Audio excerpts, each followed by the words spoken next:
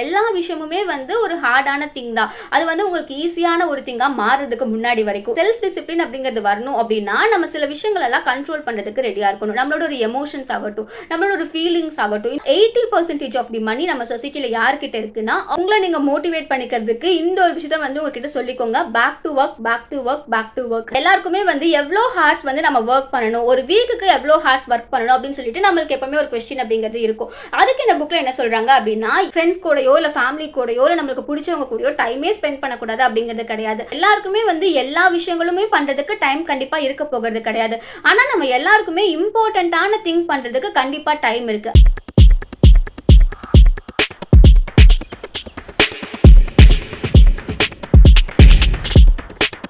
Hi all, நம்ம வந்து எவ்வளோ விஷயங்கள் பண்றதுக்கு எவ்வளவோ பிளான்ஸ் பண்ணலாம். இந்த விஷயத்த வந்து நான் இப்படிலாம் பண்ணணும், இந்த டைம்குள்ள இது எக்ஸிக்யூட் ஆகணும் அப்படின்னு சொல்லிட்டு நம்ம எவ்வளவோ விஷயங்கள் வந்து அதுக்காக நம்ம யோசிச்சு வச்சாலுமே செல்ஃப் டிசிப்ளின் அப்படிங்கிற அந்த ஒரு விஷயத்த நம்ம கொண்டு வரதுக்கு முன்னாடி எந்த ஒரு விஷயமுமே வந்து நம்ம நினைச்ச மாதிரி நடக்க போகிறது கிடையாது. ஸோ செல்ஃப் டிசிப்ளின் அப்படிங்கிறது எந்த அளவுக்கு இம்பார்ட்டன்டான ஒன்று அப்படிங்கிறத பத்தி தான் இந்த ஒரு புக்ல சொல்லியிருக்காங்க. No excuses by Brian Tracy, the power of self discipline அப்படிங்கறத தான் வந்து இந்த புக்ல எக்ஸ்பிளைன் பண்ணியிருக்காங்க. நம்ம ஒவ்வொருத்தருக்கும் வந்து செல்ஃப் டிசிப்ளின் அப்படிங்கிறது எவ்வளவு இம்பார்ட்டன்டான ஒண்ணு அப்படிங்கறத பத்தி சொல்லியிருக்காங்க. முதல் முக்கியமான விஷயம் என்ன அப்படின்னு பாத்தீங்கன்னா, நீங்க வந்து எவ்வளவுதான் வந்து உங்ககிட்ட பிரின்சிபிள்ஸ் இருந்தாலுமே இந்த திங்ஸ் நான் பண்ணணும் அப்படின்னு சொல்லிட்டு உங்ககிட்ட எவ்வளோ வந்து தியரட்டிக்கலா எவ்வளோ திங்ஸ் வந்து உங்களுக்கு தெரிஞ்சு வச்சிருந்தாலுமே வித்தவுட் செல்ஃப் டிசிப்ளின் இது எதுவுமே பாசிபிள் கிடையாது. இது எதுவுமே வந்து நீங்க எக்ஸிக்யூட் பண்ணீங்க அப்படின்னா அது எல்லாமே நீங்க வந்து நினைச்ச மாதிரி நடக்க போகிறதும் கிடையாது. ஸோ செல்ஃப் டிசிப்ளின் அப்படிங்கிறது வந்து ரொம்ப இம்பார்ட்டன்டான ஒண்ணு. எந்த ஒரு விஷயமா இருந்தாலுமே அது வந்து ஹார்டான ஒரு திங் அப்படின்னு சொல்லி நீங்க நினைக்கிறீங்கன்னா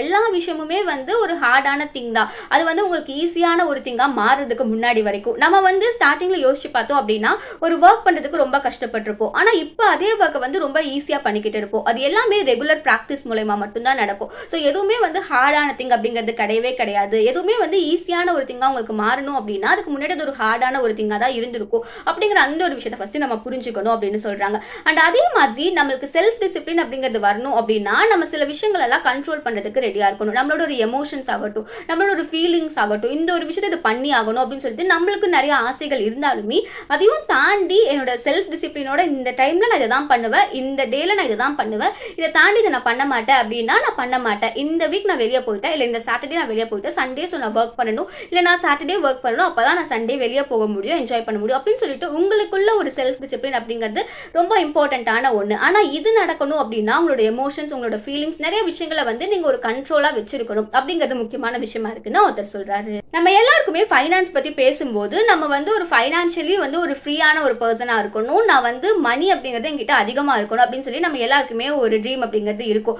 அப்படி நீங்க இருக்கணும் அப்படின்னு சொல்லி ஆசைப்படுறீங்க அப்படின்னா 80% ஆஃப் தி மணி நம்ம சொசைட்டில யார்கிட்ட இருக்குன்னா அவங்கவுங்க ஃபீல்ட்ல யாரு டாப் 20%ல வராங்களோ அந்த ஒரு பர்சன் கிட்ட தான் 80% ஆஃப் தி மணி இருக்கு அப்படின்னு சொல்லி ஆத்தர் சொல்றாங்க. நீங்க எந்த ஒரு ஃபீல்ட்ல வேணாலுமே இருந்துட்டு போங்க, நீங்க வந்து ஒரு கார்பரேட்ல இருந்தாலும் சரி, இல்ல உங்களோட ஒரு ப்ரொஃபஷனலா நீங்க வந்து ஏதாவது ஒரு ஒர்க் பண்ணிக்கிட்டு இருந்தாலும் சரி, இல்ல நீங்க மீடியால இருந்தாலும் சரி, எந்த ஒரு ஃபீல்ட்ல இருந்தாலுமே நீங்க ஒரு top 20% of the people list எடுக்கும்போது நீங்க வரீங்கன்னா 80% ஆஃப் தி மணி உங்ககிட்ட இருக்கு. ஸோ அந்த மாதிரி ஒரு டாப் 20% வரதுக்கு நீங்க எந்த மாதிரியான விஷயங்கள் எல்லாம் பண்ணணும், அதுக்கு செல்ஃப் டிசிப்ளின் அப்படிங்கிறது எந்த அளவுக்கு இம்பார்ட்டன்டான ஒண்ணு. அந்த மாதிரி நிறைய விஷயங்கள் ஆத்தர் இந்த புக்ல சொல்லியிருக்காங்க. ரைட்டிங் யுவர் கோல்ஸ் அப்படிங்கிறது ரொம்ப இம்பார்ட்டன்டான ஒண்ணு. நம்ம எல்லாருக்குமே வந்து மைண்ட்ல பல தாட்ஸ் இருக்கும், இந்த ஒரு விஷயத்த பண்ணணும், இந்த மாதிரி பண்ணணும் அப்படின்னு சொல்லிட்டு எவ்வளோ தாட்ஸ் இருந்தாலுமே அது எல்லாத்தையுமே வந்து நீங்க உங்களோட ஒரு மைண்ட்லயே வச்சுக்கிட்டு இருக்கும்போது உங்களுக்கு வந்து ஒரு மாதிரி நிறைய விஷயங்கள் நீங்க யோசிச்சுக்கிட்டே இருக்கும்போது நிறைய பண்ணணுமே, நிறைய ஒர்க் இருக்கு அப்படின்னு சொல்லிட்டு நீங்க யோசிச்சுக்கிட்டு இருப்பீங்க. அதே இது நீங்க அந்த மாதிரி உங்களுக்கு வர தாட்ஸ் எல்லாத்தையுமே நீங்க ஃபர்ஸ்ட் எழுத ஆரம்பிச்சுக்கிட்டீங்க.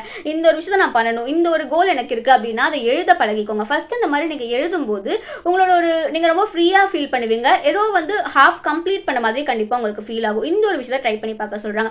அந்த மாதிரி எழுதுனதுக்கு அப்புறமா எந்த ஒரு கோலை நோக்கி ஒரு ஃபர்ஸ்ட் ஸ்டெப் எடுத்து வைக்கலாம் அப்படிங்கறத பத்தி யோசிக்க சொல்றாங்க. இந்த மாதிரி நீங்க பண்ணும்போது எந்த ஒரு கோலுக்கு நீங்க உங்களோட ஃபர்ஸ்ட் ஸ்டெப் எடுத்து வைக்கிறீங்கனாலுமே ஏதாவது ஒரு ஆக்ஷன் வந்து அந்த இடத்துல கண்டிப்பா ரிக்வயர்டா இருக்கும். அந்த ஒரு பிளானை நீங்க ஆக்ஷனா எக்ஸிக்யூட் பண்ணும்போது நீங்க ஏதாவது ஒரு விஷயம் பண்ணிதான் ஆகணும். அதுக்காக நீங்க பண்ற ஒரு விஷயம் அப்படிங்கிறது கண்டிப்பா ஏதோ ஒரு விதத்துல வந்து அதை வந்து நீங்க நோக்கி போகிறதுக்கு ஹெல்ப்ஃபுல்லா இருக்கும்.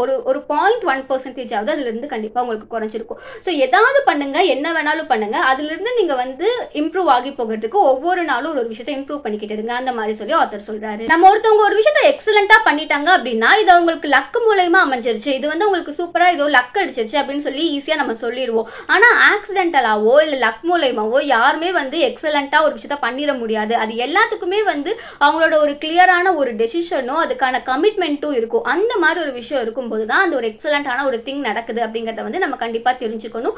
அந்த மாதிரி எக்ஸலண்டா நீங்க ஒரு விஷயம் பண்ணணும் அப்படின்னு நினைக்கிறீங்க அப்படின்னாலுமே அதுக்காக நீங்க எவ்வளவு கமிட்டடா இருக்கீங்க, அதுக்காக நீங்க எடுத்துக்கிற ஒரு டெசிஷன் அப்படிங்கிறது கரெக்டா அப்படிங்கறதையும் ஆத்தர் வந்து யோசிச்சு பார்க்க சொல்றாங்க.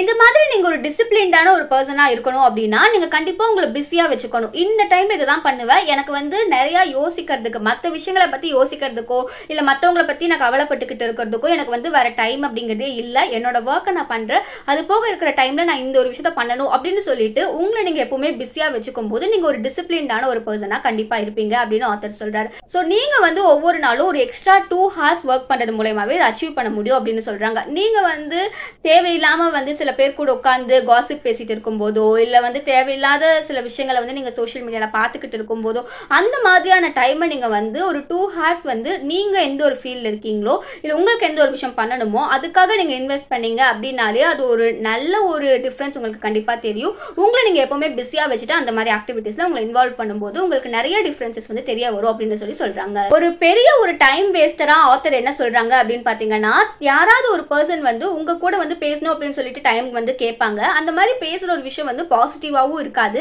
நீங்க வந்து ரெண்டு பேரும் சேர்ந்து ஒரு இம்பார்ட்டன்டான ஒரு திங் பத்தியோ இல்ல யாருக்காவது ஹெல்ப்ஃபுல்லா இருக்கிற மாதிரியான ஒரு திங்க பத்தியும் வந்து பேச போகிறது கிடையாது. தேவையில்லாம வந்து அங்க இல்லாத ஒரு பர்சனை பத்தி காசிப் பண்ண போறீங்க. அப்படி இல்லைன்னா நம்மளுக்கு வந்து அந்த ஒரு விஷயத்த பேசல வந்து எந்த ஒரு பெனிஃபிட்டுமே இருக்காது. அந்த மாதிரி ஒரு விஷயம் வந்து பேசுறதுக்காக உங்களை யாராவது கம்பல் பண்றாங்க இல்ல யாராவது வந்து உங்களை டிஸ்ட்ராக்ட் பண்ணி அந்த மாதிரி கூப்பிடுறாங்க அப்படின்னா அந்த ஒரு பர்சன் கிட்ட இருந்து உங்களை கண்டிப்பா நீங்க வந்து வெளியே கொண்டு வந்துக்கிறது அப்படிங்கிறது முக்கியமான விஷயமா இருக்கு. ஏன்னா நம்ம வந்து அதிகமா டைம் வேஸ்ட் பண்றது வந்து சோஷியல் மீடியாவா இருக்கலாம், டிவியா இருக்கலாம் அப்படின்னு சொன்னாலுமே அதையும் தாண்டி நம்மளை சுத்தி இருக்கிற பீப்புள்ஸாவும் இருக்கலாம். நீங்க பேசுறது வந்து ஒரு நல்ல ஒரு விஷயமா இருந்தது அப்படின்னா கண்டிப்பா அந்த இடத்துல ரெண்டு பேருக்குமே நிறைய நல்ல விஷயங்கள் தெரிய வரும். அப்படி இல்லாம டிஸ்ட்ராக்ட் ஆயிட்டு இருக்கீங்க, தேவையில்லாத பத்தி எல்லாம் பேசிட்டு இருக்கீங்க அப்படின்னா அதுல எந்த ஒரு யூஸ்மே கிடையாது. சோ அந்த மாதிரி ஒரு பர்சன்ஸையும் அவாய்ட் பண்ணிக்கிறது முக்கியமான விஷயமா இருக்குன்னு இந்த புக்ல மென்ஷன் பண்ணிருக்காங்க. அண்ட் ஆல்சோ உங்களை நீங்க மோட்டிவேட் பண்ணிக்கிறதுக்கு இந்த ஒரு விஷயத்த வந்து உங்ககிட்ட சொல்லிக்கோங்க. Back to work, back to work, back to work அப்படிங்கிற அந்த ஒரு விஷயத்த உங்ககிட்ட வந்து கீப் ஆன் நீங்க சொல்லிக்கும் போது நம்ம வந்து ஒர்க் பண்ணிட்டு இருந்தோம், இப்ப ஏதோ டிஸ்ட்ராக்ட் ஆகி வேற எதையும் பண்ணிக்கிட்டு இருக்கோம், போன் எடுத்து நோண்டிட்டு இருக்கோம், இல்ல ஏதாச்சும் பண்ணிட்டு இருக்கோம் அப்படின்னு சொல்லிட்டு உங்களுக்கே தோண ஆரம்பிக்கும். அதனால நீங்க அகைன் பேக் டு ஒர்க் நீங்க வந்து திருப்பி ஒர்க் பண்ண ஆரம்பிப்பீங்க அப்படிங்கறதையும் வந்து இந்த புக்ல மென்ஷன் பண்ணிருக்காங்க. எல்லாருக்குமே வந்து எவ்வளவு ஹார்ஸ் வந்து நம்ம ஒர்க் பண்ணணும், ஒரு வீக்குக்கு எவ்வளவு ஹார்ஸ் ஒர்க் பண்ணணும் அப்படின்னு சொல்லிட்டு நம்மளுக்கு எப்பவுமே ஒரு கொஸ்டின் அப்படிங்கிறது இருக்கும்.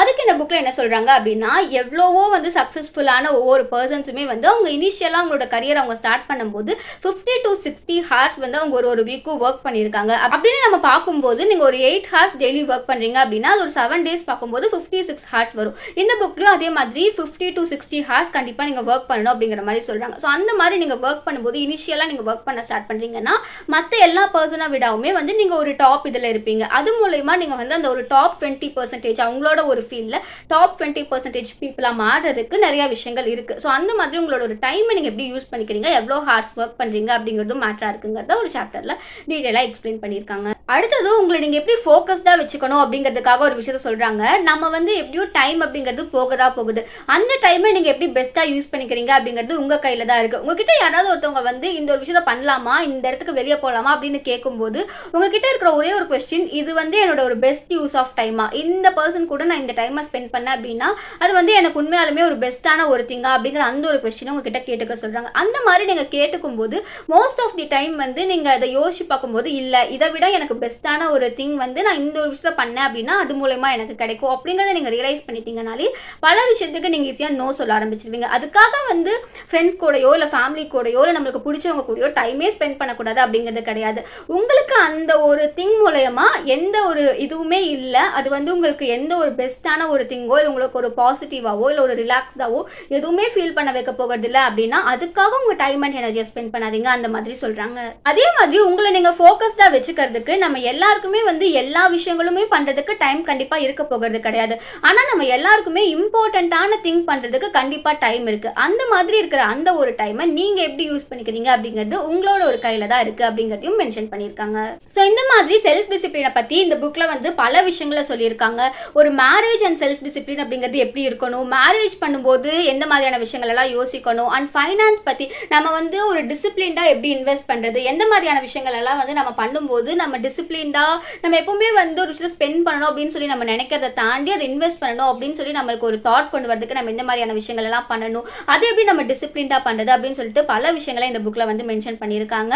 அண்ட் லாஸ்டா வந்து ஃபர்கிவ் பண்றதும் ஃபர்கெட் பண்றதும் நம்மளோட ஒரு இன்னர் பீஸ்க்கு எந்த அளவுக்கு இம்பார்ட்டன்டான ஒண்ணு அப்படிங்கறதையும் மென்ஷன் பண்ணியிருக்காங்க. நம்ம நிறைய நேரங்கள்ல ஒரு சிலரை வந்து இவங்களை வந்து இந்த ஒரு விஷயத்தை இவங்க பண்ணிட்டாங்க, எனக்கு இதை நான் மறக்கவே மாட்டேன் அப்படின்னு சொல்லி நம்ம நினைச்சுக்கிட்டு இருப்போம். அந்த மாதிரி இருக்கிறத விட அந்த ஒரு பர்சனை ஃபர்கிவ் பண்ணிட்டு அந்த ஒரு இன்சிடென்ட்டை மறந்துட்டீங்க அப்படின்னாலே நீங்க பீஸா இருக்க முடியும். இது வந்து அவங்களுக்கு நீங்க பண்ற ஒரு நல்ல விஷயம் அப்படிங்கறத தாண்டி உங்களுக்கே நீங்க பண்ணிக்கிற ஒரு நல்ல விஷயம் தான். ஏன்னா உங்களோட ஒரு மைண்ட் வந்து எப்பவுமே அவங்கள பார்க்கும் போதோ இல்ல சில நேரங்கள்ல அந்த ஒரு விஷயத்தை பத்தி நீங்க யோசிக்கிறதுக்கு அது நீங்க மறந்துட்டீங்க இல்ல அந்த ஒரு பர்சன் அதுக்காக ஃபர்கிவ் பண்ணிட்டீங்க அப்படின்னா உங்களோட ஒரு மைண்ட் வந்து கண்டிப்பா பீஸ்ஃபுல்லா இருக்கும். ஸோ அதுவும் எவ்வளவு இம்பார்ட்டன்டான ஒண்ணு, நம்ம டிசிப்ளின்டா இருக்கணும் அப்படின்னு சொல்லி நம்ம நினைக்கும் போது நம்மளோட தாட்ஸ் அப்படிங்கிறது இம்பார்ட்டன்டான ஒண்ணு அப்படிங்கிறதையும் இந்த புக்ல மென்ஷன் பண்ணியிருக்காங்க. ஸோ இந்த புக் வந்து நீங்க வந்து டிஸ்ட்ராக்டடா இருக்கீங்க, எதையாவது ஒன்றை பத்தி யோசிச்சுக்கிட்டே இருக்கீங்க அப்படின்னா கண்டிப்பா இந்த புக்கை நீங்க ரீட் பண்ணி பார்க்கலாம், ஹெல்ப்ஃபுல்லா இருக்கும். நீங்க ரேண்டமா ஏதாவது ஒரு சாப்டர் கூட எடுத்து படிச்சு பார்க்கலாம். ஸோ இந்த வீடியோ உங்களுக்கு பிடிச்சிருந்தா அப்படின்னா லைக் பண்ணிக்கோங்க. அண்ட் அதே மாதிரி இந்த ஆத்தரோட இன்னொரு ஒரு book eat that frock to stop procrastination, அந்த ஒரு புக்குமே வந்து ரொம்ப இன்ட்ரெஸ்டிங்கா இருக்கும். அந்த புக்குமே வேணும்னாலும் நீங்க ரீட் பண்ணி பார்க்கலாம். அப்படி இல்லைன்னா அந்த புக்கோட ஒரு வீடியோ சம்மரியும் வந்து நம்ம சேனல் இருக்கு, அதையும் நீங்க வந்து வேணும்னா போய் பார்க்கலாம். அண்ட் உங்க ஃப்ரெண்ட்ஸ் யாராவது இந்த மாதிரி இந்த டாபிக்ஸ் எல்லாம் ரொம்ப இன்ட்ரெஸ்டடா இருப்பாங்கன்னா அவங்களுக்கு இந்த வீடியோவை ஷேர் பண்ணி விடுங்க. அண்ட் இது வரைக்கும் நீங்க நம்ம சேனலுக்கு சப்ஸ்கிரைப் பண்ணனா மறக்காம சப்ஸ்கிரைப் பண்ணிக்கோங்க. இதே மாதிரி வேற ஒரு வீடியோல பார்க்கலாம்.